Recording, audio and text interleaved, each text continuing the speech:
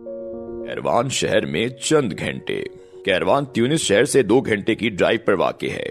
शहर की बुनियाद हजरत उस्मान गनी रजी अल्लाह तआला अन्हु के दौर में अक़बा में नाफे ने रखी और यह शुमाली अफ्रीका में मुसलमानों का पहला शहर बन गया।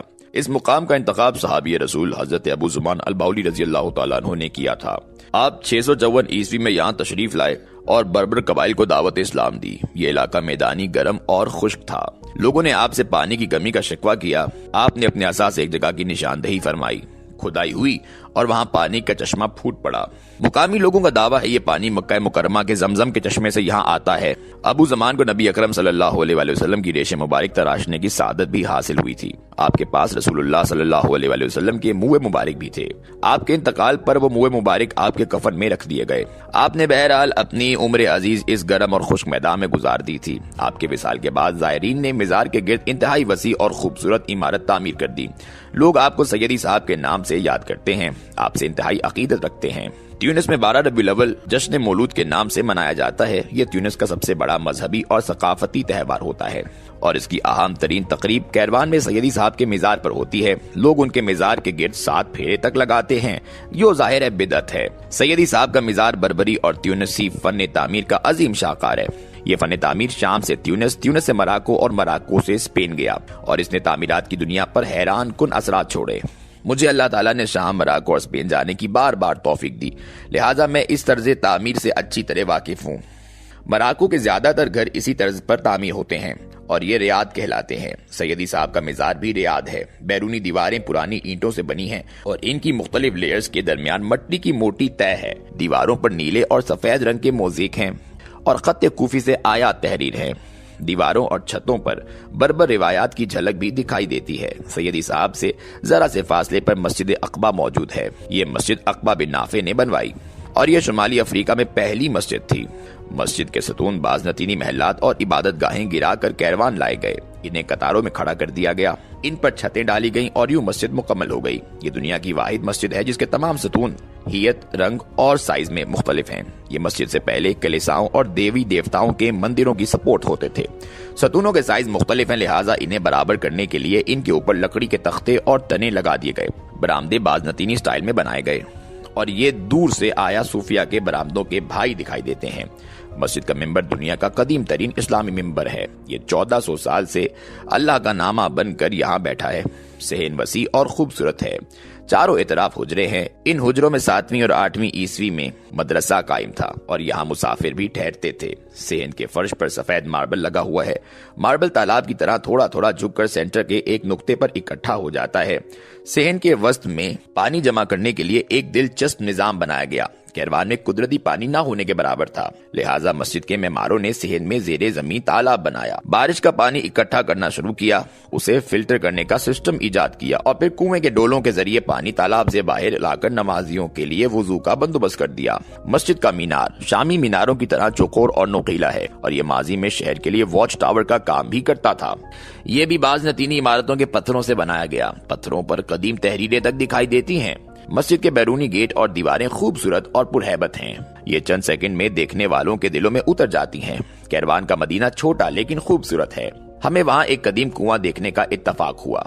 कुआं बेर बरूता कहलाता है और ये 796 ईस्वी में तामीर हुआ।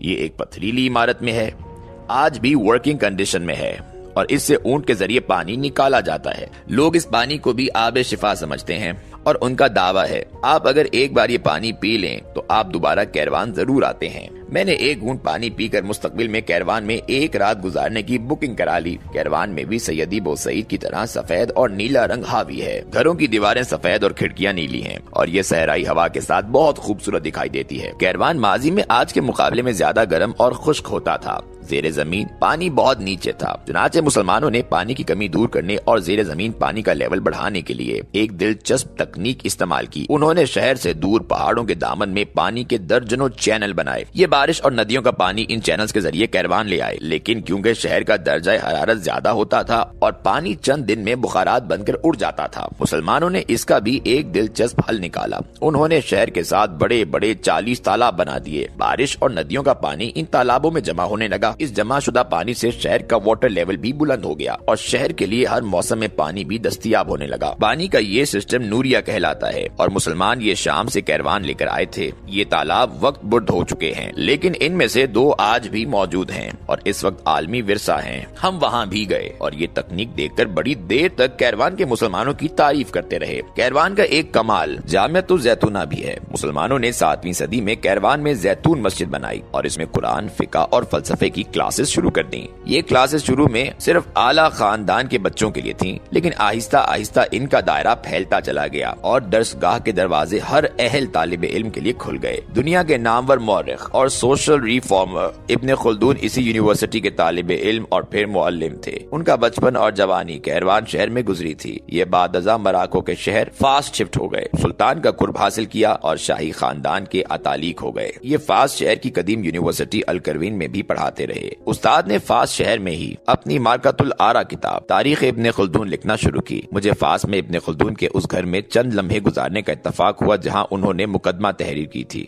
वो अपनी सैलानी तबीयत के हाथों मजबूर होकर फास से काहिरा और फिर शाम पहुँच गए। हल्ब के बादशाह के दरबार में रसाई हुई और वो सारा दिन बादशाह और शहजादों को तारीखी वाकया सुनाते रहते थे। उस्ताद की मौजूदगी में अमीर तैमूर ने हल्ब पर हमला कर दिया। खोपड़ियों के मीनार बनाना और शहर के शहर जला देना अमीर तैमूर का मशगला था। वो दुनिया में सिर्फ उलमाए कराम और फनकारों की इज्जत करता था। हल्ब के लोग अमीर तैमूर की इस आदत से वाकिफ थे, चुनाचे उन्होंने इब्ने खुल्दून की मिन्नत की, उसे कायल किया और पनाह की दरखास्त के साथ उसे टोकरी में रखकर किले की दीवार से नीचे उतार दिया। अमीर तैमूर इब्ने खुल्दून के नाम से वाकिफ था। उसने उसे फौरन बुला लिया। इब्ने खुल्दून ने अमीर का हाथ चूमा और उसकी तारीफों के पुल बांध दिए। अमीर इस खुशामद से मुतासिर हुआ और इब्ने खुल्दून को अपने पास मुलाजिम रख लिया। उस्ताद ने हल्ब और हल्ब के शहरियों पर लानत भेजी और बाकी जिंदगी अमीर तैमूर के लिए वक्फ कर दी। अमीर ने इसे मगरबी ममालिक शुमाली अफ्रीका की तारीख लिखने का हुक्म दिया। ये अमीर से इजाजत लेकर काहिरा गया। 6 बरस काहिरा में गुजारे और 1406 में 73 साल की उम्र में फौत हो गया।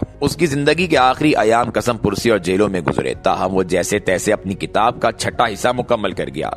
उसका मिजार काहिरा में था, लेकिन ये मिजार 20वीं सदी में सड़क की तोसी का लुकमा बन गया। मैं 6 साल कबल इसकी कब्र तलाश करते करते सड़क के इस किनारे तक पहुंच गया जहां वो इस वक्त आसूदा सड़क है और उसके जसद खाकी के ऊपर से रोजाना सैकड़ों गाड़ियां गुजरती हैं। लेकिन बहरहाल वो एक अजीम मुसलमान स्कॉलर था और उसका बचपन कैरवान और जैतूना यूनिवर्सिटी में गुजरा था। जैतूना यूनिवर्सिटी की लाइब्रेरी एक वक्त में पूरे आलम इस्लाम की सबसे बड़ी लाइब्रेरी होती थी। नीशापुर से गन्नाता तक के तालिब इल्म अपनी इल्मी प्यास बुझाने के लिए यहाँ आते थे, मगर बदकिस्मती से ये लाइब्रेरी 16वीं सदी में स्पेनिश हमला आवरों की नजर हो गई। ताहम जैतूना मस्जिद और यूनिवर्सिटी आज भी कैरवान में मौजूद है और ये यहाँ से गुजरने वाले हर शख्स को मुसलमानों के ताबनाक माजी की सनद देती रहती है। मैं इब्ने खल्दून का फैन हूँ, लिहाजा मैंने जैतूना मस्जिद की दीवारों पर हाथ फेरा, उस हाथ को चूमा और आगे रवाना हो गया। कैरवान अपनी तारीख, अपने ताबनाक माजी और अपने सफेद और नीले रंगों के साथ हमारे कदमों में बिछा हुआ था।